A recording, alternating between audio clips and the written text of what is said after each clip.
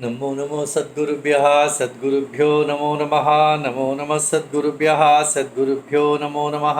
ज्ञानवैराग्यसम्पूर्णान् हरिभक्तिपरायणान् पूर्वाचार्यानहं वन्दे सम्प्रदायप्रवर्तकान् भगवत्पादमाचार्यं श्रीमद् रामानुजं मुनिं श्रीमदानन्दतीर्थं च रामानन्दयतिं हितं श्रीवल्लभं च निम्बार्कं कृष्णचैतन्यमेव च ज्ञानेश्वरं तथान्याश्च पूर्वाचार्यान् स्मराम्यहम् आचार्येष्वपि सर्वेषु तारतम्यं विना कलौ शुद्धं भागवतं धर्मं जग्राह प्रेमिको गुरुः। हरे रामेति कृष्णेति नाम संकीर्तनं सदा लोकक्षेमाय कुर्वन्तं प्रेमिकं सद्गुरुं भजे। श्री वैष्णव संहिता के द्वितीय भाग में अब तक हमने श्री आழ்वारों के चरित्र को संक्षेप में सुना। जैसे श्री अण्णा ने लिखा है वैसे अब श्री अण्णा श्री संप्रदाय के आचार्यों के चरित्र को संक्षिप्त में कहते हैं। आज नाथ मुनि नामक आचार्य के चरित्र को देखेंगे।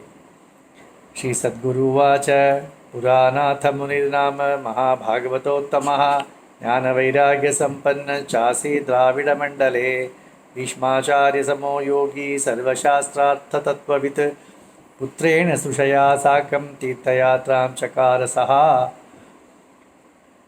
पूर्व काल में नाथ मुनि नामक भागवतोत्तम थे। वे 8वें शतक में थे, ऐसा इतिहासकारों का कहना है। वे श्री वैकुंठ में विक्ष्वक्सेन भगवान के मुख्य पार्षद है। विक्ष्वक्सेन के भी अनेक पार्षद होते हैं, तो उनमें से गजानन नामक पार्षद ही नाथ मुनि बनकर आए थे, ऐसे एक ग्रंथ में कहा गया है। ये नाथ मुनि स्वामी बड़े ज्ञान वैराग्य संपन्न थे और द्रविड़ मंडल में उनका अवतार हुआ था। वे भीष्माचार्य के समान योगी थे, सर्वशास्त्रों के अर्थ को जानने वाले थे। एक समय वे अपने पुत्र और बहू के साथ तीर्थ यात्रा के लिए चल पड़े। कांचीं शेषाचलं चापि सिंहाचलमहोबिलं श्रीकूर्मं च जगन्नाथं गया पुष्करमेव च द्वारकां तीर्थराजं च काशीं साकेतमेव च वृंदावनम गोवर्धनम नंदगोकुलमेव च। उनके तीर्थ यात्रा प्रारंभ हुआ कांची, तिरुपति, तिरुमलई, सिंहाचल, अहोबिल, श्रीकूर्म, पुरी जगन्नाथ, गया, पुष्कर, द्वारका, तीर्थराज, प्रयाग, काशी, अयोध्या, साकेत नामक अयोध्या, ऐसे करते करते वृंदावन आ गए, गोवर्धन, नंदगोकुल, इन सभी तीर्थों का दर्शन यात्रा करने लगे। तीर्थी कुर्वन्ति तीर्थानि महाभागवतोत्तमाः आत्मनः संगमेनैव कृष्णध्यानपरायणाः। ये जो संत होते हैं, ये इनके आने से ही तीर्थ जो होते हैं वो पवित्र होते हैं। हम जैसे लोग जब जाते हैं, हम तीर्थ को हमारे पाप तीर्थ में छोड़ कर आते हैं। ये जब संत जाते हैं, वे उनके स्नान मात्र से तीर्थ में जो हमारे पाप हमने छोड़े हैं वो सब नष्ट हो जाते हैं। तो तीर्थ पवित्र बन जाते हैं संतों के आगमन से। सो वीक्ष्य वृंदावनम रम्यम नयनानंदवर्धनम तृप्तिम न लेभे योगींद्रः पश्यन्नपि दिने। सभी जगह तीर्थ यात्रा करते थे, पर वृंदावन आने के पश्चात उन्हें वृंदावन को छोड़ने का मन ही नहीं हुआ। रम्य वृंदावन को देखते ही प्रत्येक दिन देख कर उन्हें तृप्ति नहीं हो रही थी। लीला स्थलानि कृष्णस्य पश्यन् वैष्णवपुंगवः दिनानि कतिचित् तत्र वासन चक्रे महामुनि। भगवान के दिव्य लीला स्थलों को देखकर कुछ दिन वहाँ ठहर गए। कृष्ण भक्ताग्रगण्योऽयं कृष्ण कीर्तन तत्परः अवसद यमुना तीरे कृष्ण ध्यानपरायणः ततः कदाचित् सन्नद्धं स्वदेशाय मुनीश्वरम् अवोच भगवान कृष्ण तस्य दृष्टिपतं गतः। तो कुछ दिन के पश्चात जब वो निकले अपने अपने स्वपुरी स्वगांव निकल आने के लिए, तब भगवान ने उन्हें संबोधन करके दर्शन दिया, दर्शन करके संबोधित किया उन्हें।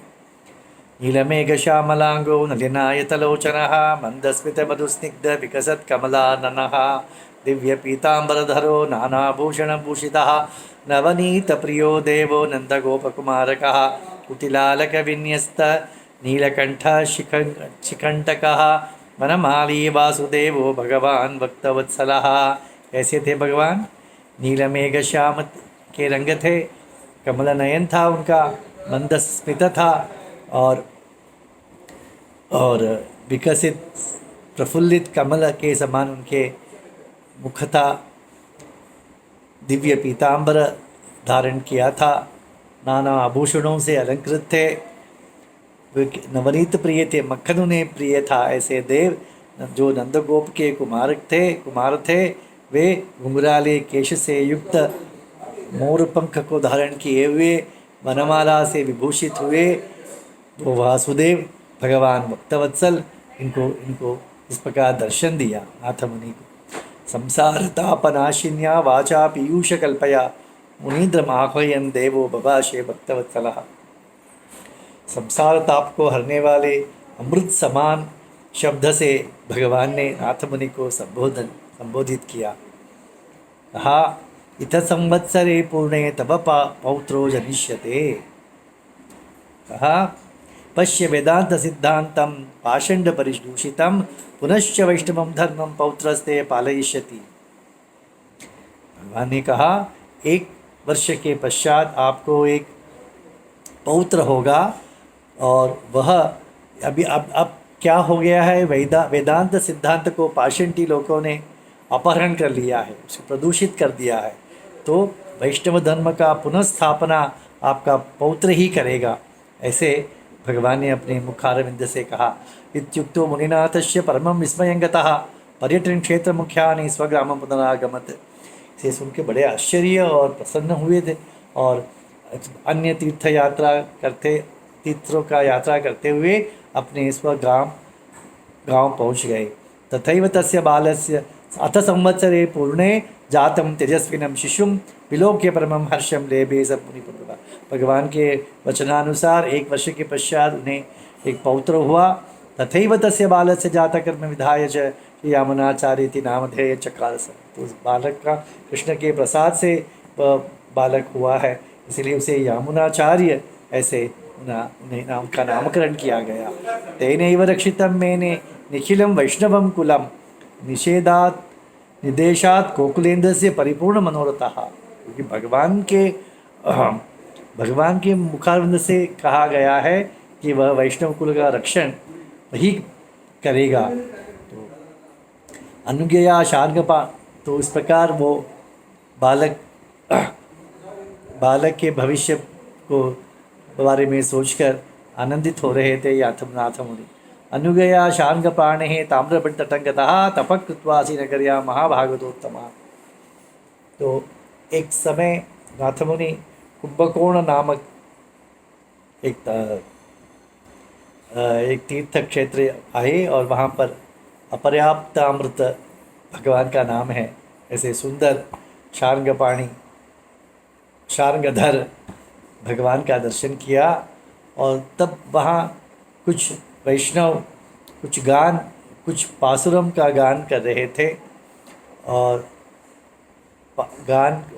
पासुरम के अंत में कहा कि यह 1000 पासुरम से युक्त ये सहस्त्र गीति, ऐसा उस पासुरम में मुद्रा किया गया था।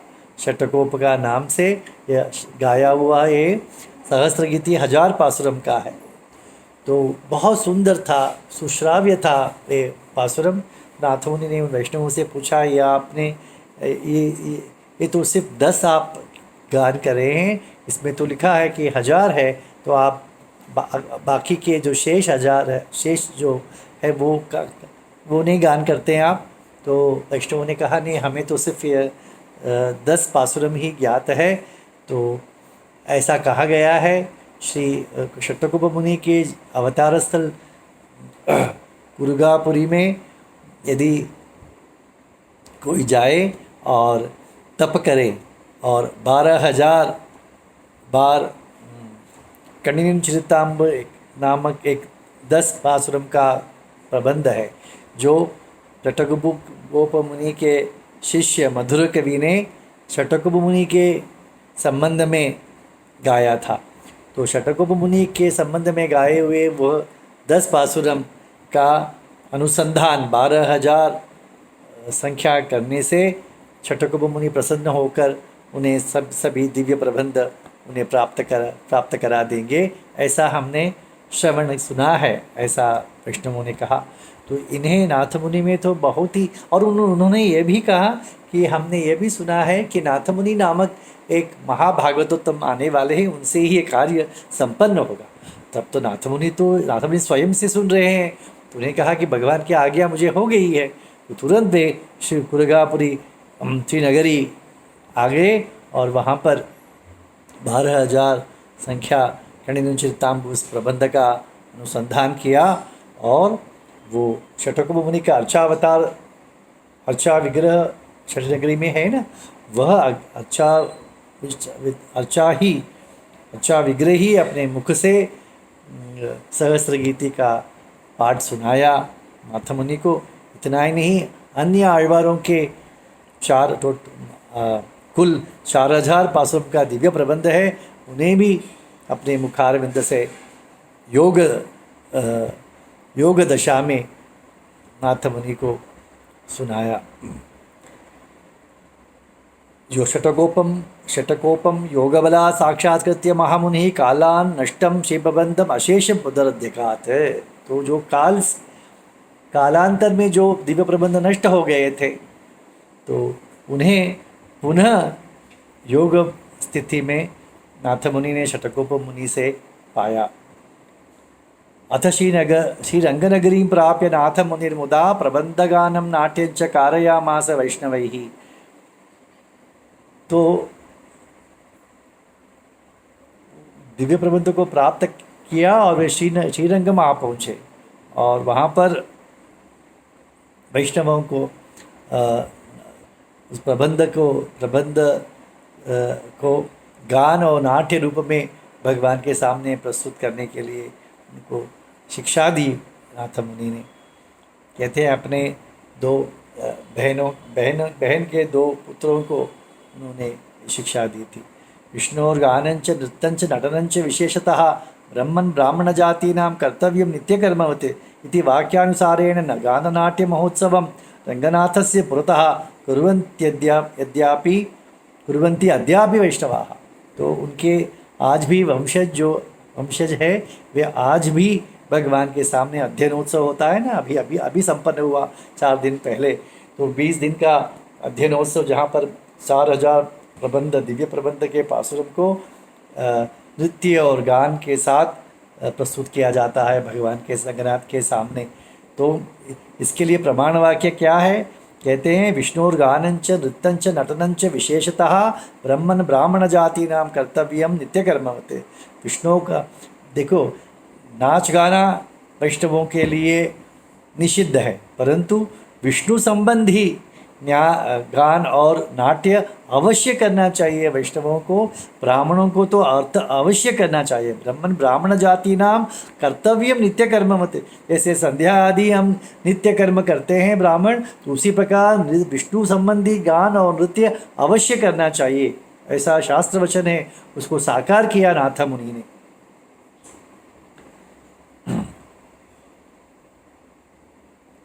आसीनाथ मुने शिष्यो महात्मा वैष्णवोत्तमः नाम्ना तु पुंडरीकाक्षः सर्वशास्त्र विशारदः।